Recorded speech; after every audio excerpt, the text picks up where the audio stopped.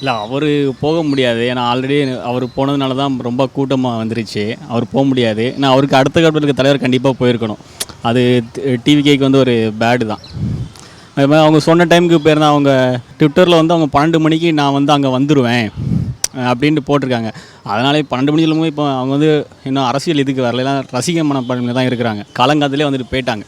அவங்க சொன்ன மாதிரி ஒரு 12 மணிக்கு சொன்னது ஒரு 3-4 மணிக்கு வந்துட்டு போயிருந்தா கூட அந்தளவுக்கு கூட்ட நெரிசல் வந்திருக்காது. இங்கே ரொம்ப டிலே ஆகுனா வேலைக்கு போய்ட்டு வீட்டுக்கு வந்து எல்லாம் வந்துட்டாங்க. ஏன்னா அங்கே போக முடியாது. ஆனால் இன்ன வரைக்காவது போயிருக்கணும்.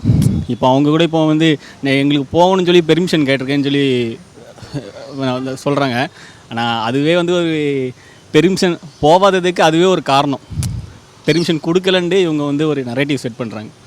கடந்த 2-3 நாட்களாகவே அந்த வீடுகளில் இருக்கக்கூடிய மற்றவங்க கிட்ட வீடியோ காலில் பேசுகிறாரு விஜய் அப்படின்ற வீடியோஸ்லாம் வெளியாகுது சிலர். அதை பார்க்கும்போது மக்களாக உங்களுக்கு என்ன தோணுது? அவங்க மேலே நிறையா பலி விழும்போது நானும் வீடியோ காலில் பேசியிருக்கேன்னு சொல்லி தன்னைத்தானே ஒரு சேஃப் படுத்துறதுக்காக அப்படி வீடியோ கால் மாதிரி பேசுகிறாங்க. என்னாலும் பக்கத்தில் போய் நிற்கணும். அதுதான் என்னை பொறுத்த வரைக்கும் ஒரு இது.